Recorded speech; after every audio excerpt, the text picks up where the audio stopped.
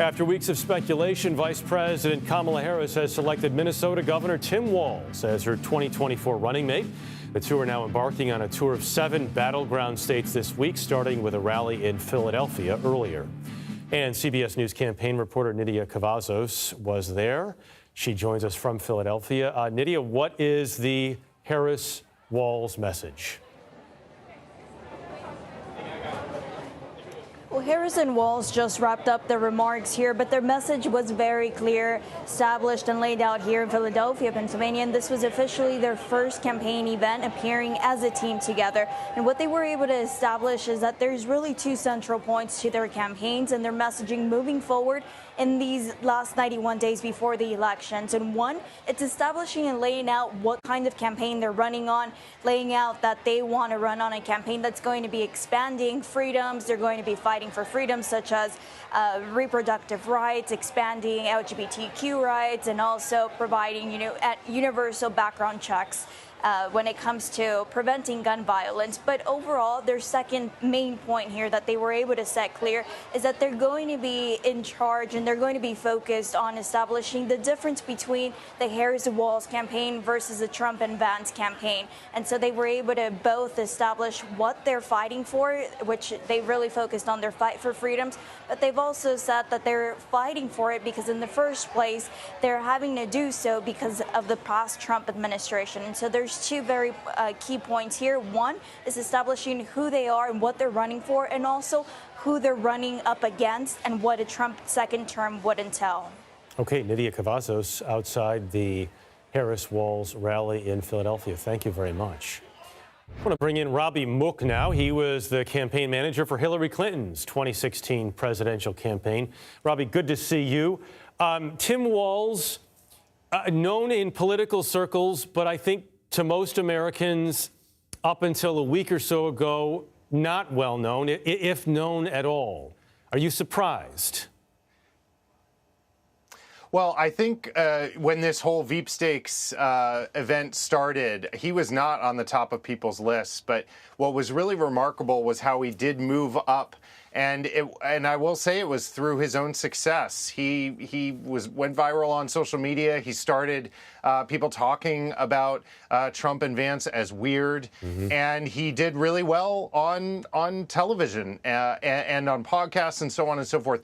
You know, when you're looking for a vice presidential candidate, the first question is, are they going to do any harm? And I think he passed that pretty clearly. Second, are they going to bring something to the ticket? And that's their ability to message about Harris, about Trump, and to take some of that incoming and respond. And he really got A+ on all of those. And then the third thing is which only the vice president could decide is this someone who I have chemistry with? And they clearly, you could feel it on that stage tonight. They clearly have a good rapport, and that's probably what sealed the deal. Is there anything to the notion that the vice president might have felt like potentially a bigger star like Josh Shapiro or Mark Kelly would have overshadowed her in any possible way, and Tim Walz wouldn't? Yeah, it's interesting that people have been saying that. I don't think that's the case. I think Walz actually brought a pretty robust resume, but also set of qualities to this race. You know, his personal story about IVF is such a strong contrast to Trump and his allies trying to stop IVF.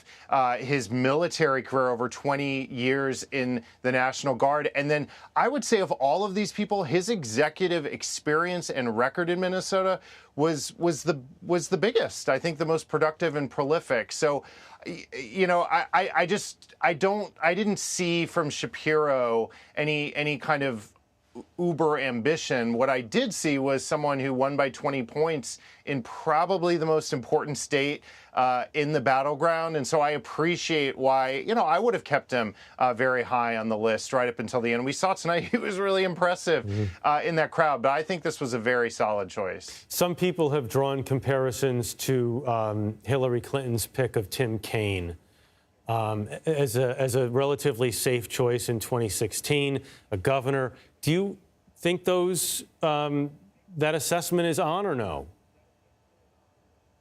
Well, I do think as I said earlier, you want to do no harm right off the bat. And it's very hard it's very hard to impugn Walz's character, but also his record really speaks for itself.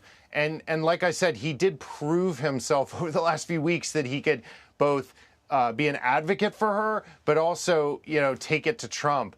I think J.D. Vance is a very good example to me of when you pick someone based purely on these tactical measures. He'll do really well with younger white men, or he's really good on Fox News.